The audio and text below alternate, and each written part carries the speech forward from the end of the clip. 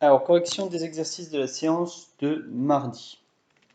Donc, le premier, c'était le 38. Il s'agissait donc de représenter dans le repère une droite passant par un point et un vecteur directeur. Donc, pour la droite D1, on a A, ça doit passer par A1, 1, et U, le vecteur directeur. Alors, moi, je les note plutôt comme ça, moins 1, 3. Alors, donc, la droite, elle doit passer par ce point-là, et ensuite elle a un vecteur directeur de moins 1, 3. Donc je vais reproduire à partir de ce point-là que je connais, un vecteur qui fait moins 1, 3. Donc moins 1 en abscisse, et 3 en ordonnée. 2, 3.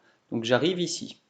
Donc voici, ça c'est le bout de mon vecteur, et j'obtiens, alors c'est pas très joli parce que je le fais à la main, mais voilà. Donc j'ai obtenu le vecteur directeur 1 point, donc je peux tracer ma droite, vous voyez, je vais tracer ma droite et voilà. Donc voilà la droite, alors on peut la continuer, on respecte la même quadrillage, voilà. Donc voilà la droite D1. Pour D2, on a A qui est moins de 1 et U qui est 5, 1. Alors, moins 2, 1, je sais qu'elle passe par là, et ensuite je fais un vecteur directeur de 5, 1. 1, 2, 3, 4, 5 en abscisse et 1 en ordonnée. Donc, le vecteur, c'est celui-ci. Il ne me reste plus qu'à tracer ma droite. Hop, voilà, je peux même aller un petit peu plus loin en respectant le quadrillage. Voilà, voilà la droite.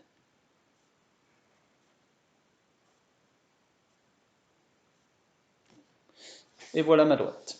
Ensuite, D3, on a A qui a pour coordonnées 0, 3 et U 3, 0.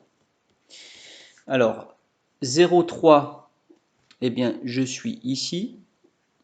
Et U a pour coordonnées 3, 0, ce qui fait que en fait, mon vecteur, 3 en abscisse et 0 en ordonnée, c'est ça. Donc en fait, là, j'obtiens une droite qui va être parallèle à l'axe des abscisses. Voilà la droite D3.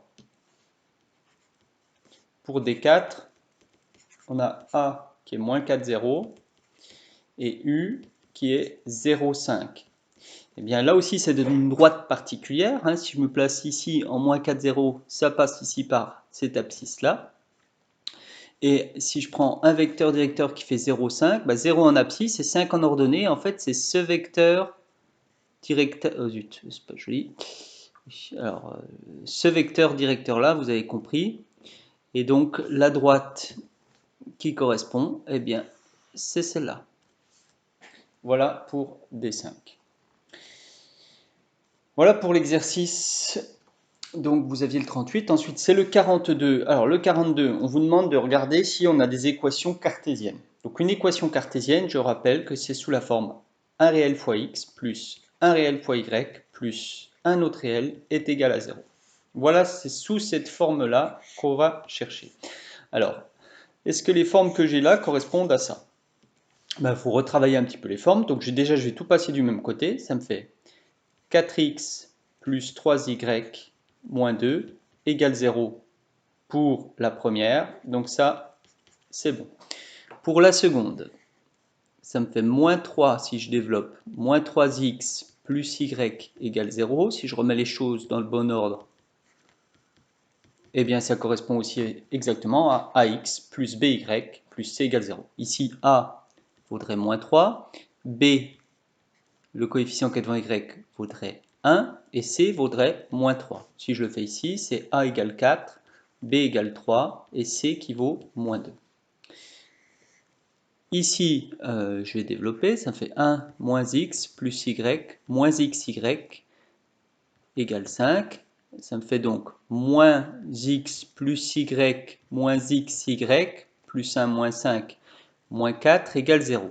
Et bien là, il y a quelque chose qui pose problème, c'est que ce n'est pas un réel fois x ou un réel fois y, c'est la multiplication des deux variables x, y. Donc ici, je n'ai pas mis OK ici, ici c'est non, ce n'est pas une équation cartésienne de droite, parce que on n'a pas des choses simples comme dans les deux premiers cas. Et pour le cas suivant, xy moins 5 égale 0, eh bien, on a exactement le même problème. Voilà pour le 42. Pour ensuite le 44, 1 et 3. Donc il s'agit de déterminer si un point appartient à une droite dont on connaît l'équation cartésienne. Donc le premier, c'est x plus 4y moins 20 égale 0. Et mon point, c'est moins 4, 9. Alors pour savoir si un point appartient à une droite, il faut regarder si on dit ses coordonnées vérifient l'équation de la droite. Ça veut dire que quand je remplace x par moins 4 et y par 9, l'égalité qu'elle a doit être vérifiée. Autrement dit, je dois obtenir 0. Alors je vais le faire, ça fait moins 4 plus 4 fois 9 moins 20. Et ça, la question, c'est est-ce que ça fait 0? Donc je mène mon calcul. Moins 4 plus 36 moins 20. Pardon, j'ai mis 39. Moins 4 plus 36 moins 20. Là, ça fait 16. 16 moins 4, 12.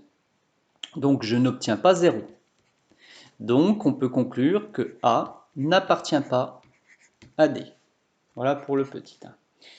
Pour le petit 3, j'ai moins 2 tiers de x plus 2y moins 2 tiers égale 0 pour l'équation cartésienne et A c'est 1 2 tiers.